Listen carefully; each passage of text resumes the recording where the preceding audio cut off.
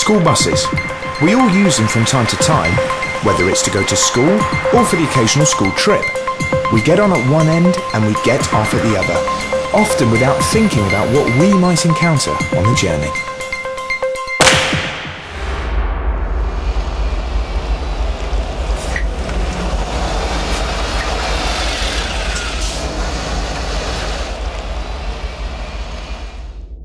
This is the site of a coach crash. The coach was sitting here behind another vehicle waiting to turn right when it was shunted from behind by a heavy goods vehicle and pushed into the vehicle in front. School children were on board and 9 of them were injured. Fortunately, not seriously. Just 2 weeks before the crash, the children had received training in how to evacuate a coach, and they did so in record time, safely. So today we want to look at bus and coach evacuation and teach you some skills that could save you from being injured or possibly killed. Let's look at this situation. A school coach is taking over 60 children on a school trip.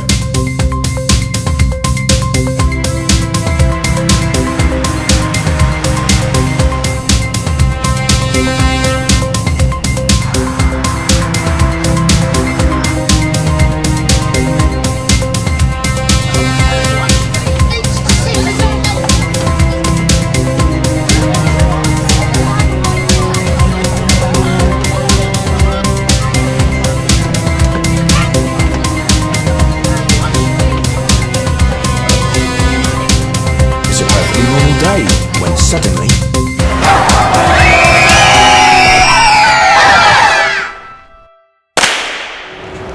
unfortunately, the front of the coach has been damaged. There's smoke, there may even be a fire, and the front door cannot be used. What should the passengers do? Where are they going to exit and how are they going to get off? We're going to time these children to see just how long it takes them to evacuate the bus.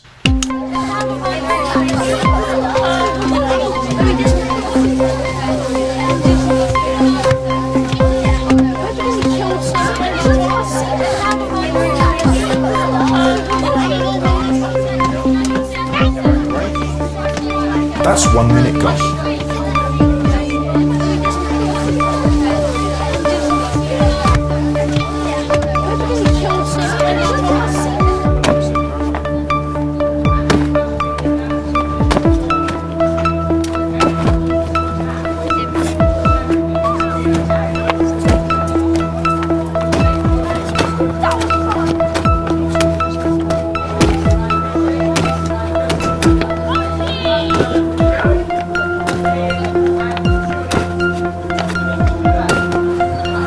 We're halfway through the evacuation, and so far it's taken 2 minutes and 13 seconds.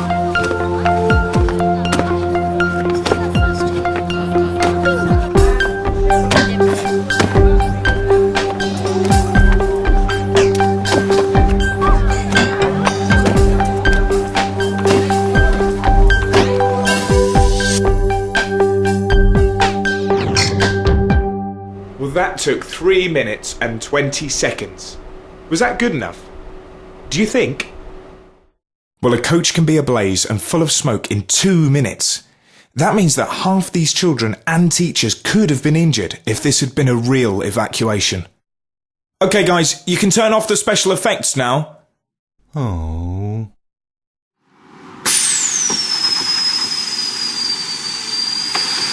So let's look at that again and see how we can improve on that time of 3 minutes and 20 seconds. Let's look at what went wrong. There were children distracting the driver. Not a good idea. These children were not wearing seatbelts. That's not a good start. They hit their heads and were concussed. They were so dazed they hardly knew what they were doing. These children took their bags with them. Don't. Bags are replaceable. You are not. Bags get in the way. They hold things up. The only people who should take their bags with them are teachers. Why? Because they should have the following: mobile phone to call for help, register to check everyone is accounted for, first aid kit and any child's medication. How many people can get off a coach at a time? Yes, only one. So why did everyone stand up together? If everyone stands up at the same time, you get pushing. Someone could fall, get injured, and hold up everyone else.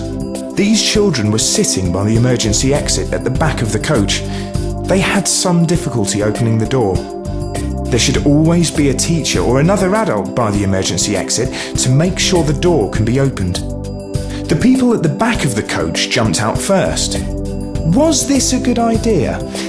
They were furthest from the smoke and flames and in the least danger. In this case, the people at the front should have got off first.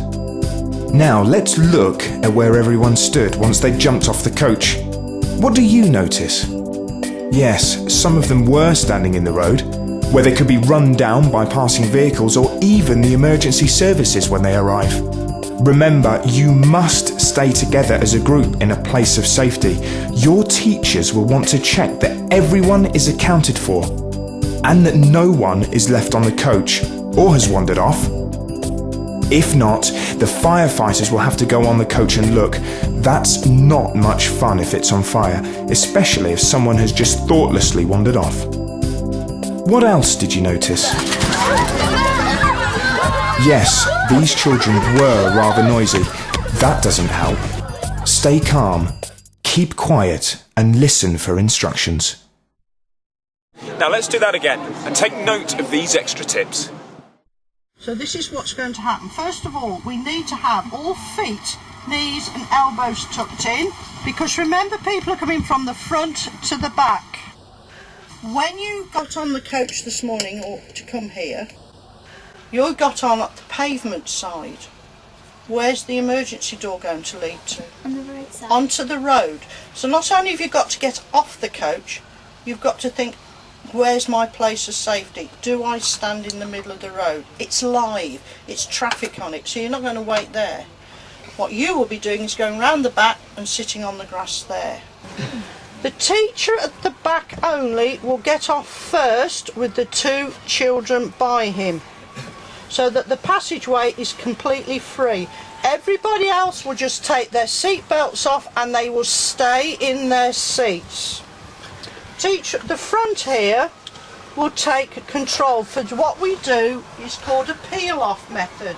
So what you're going to do, right, you say you go, and then you go, you go, you go.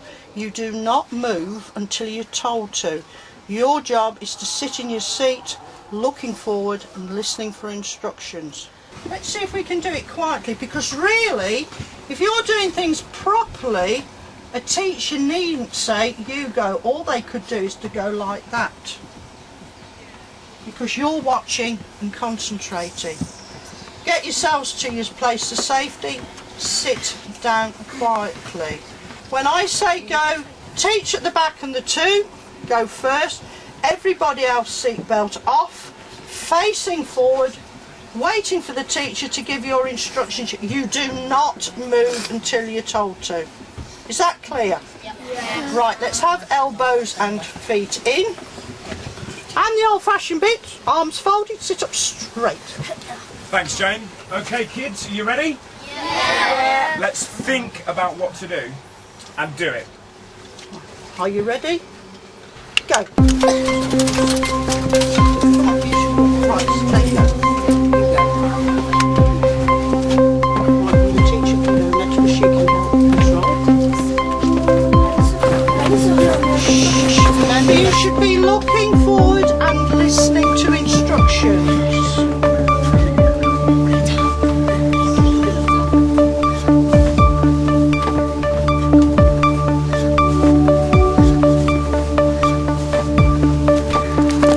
Right, 40 seconds has gone by and already half the coach is empty.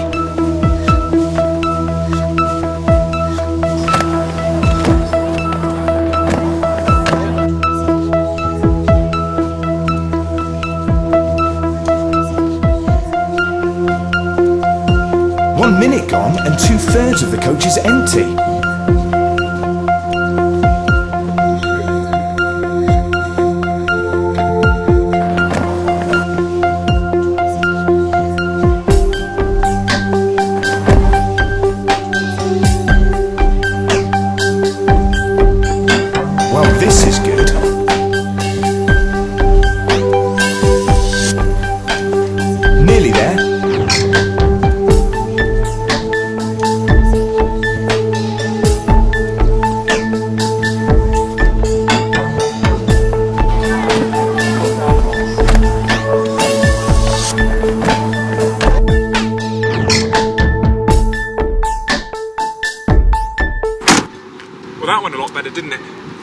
take?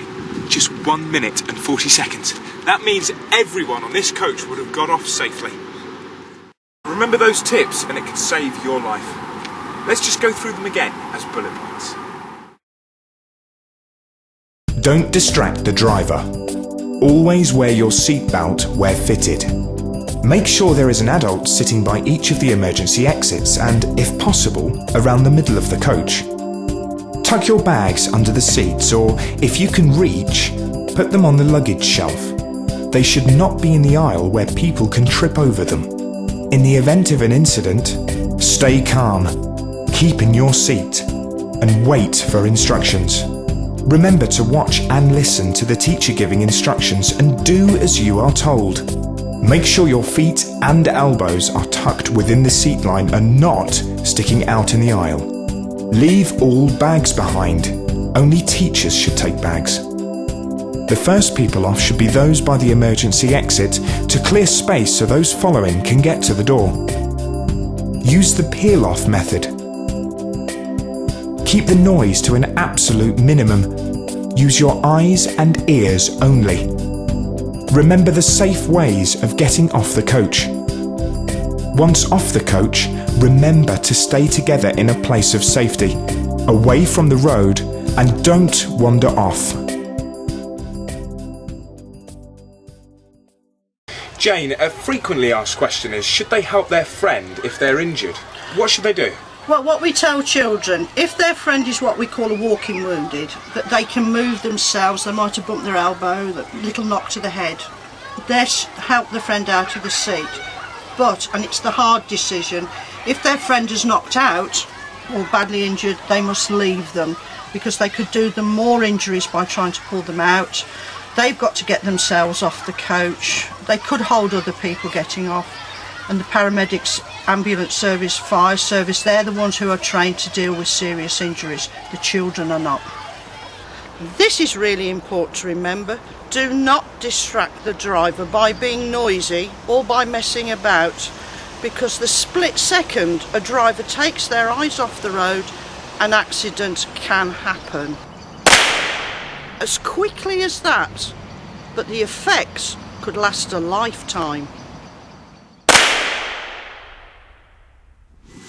Stay safe and enjoy your coach travel.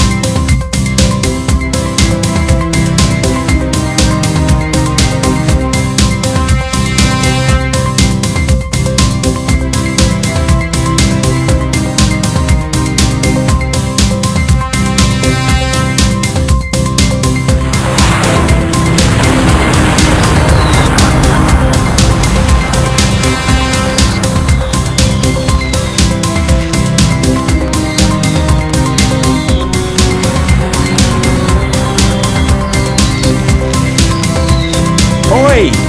I said no more special effects.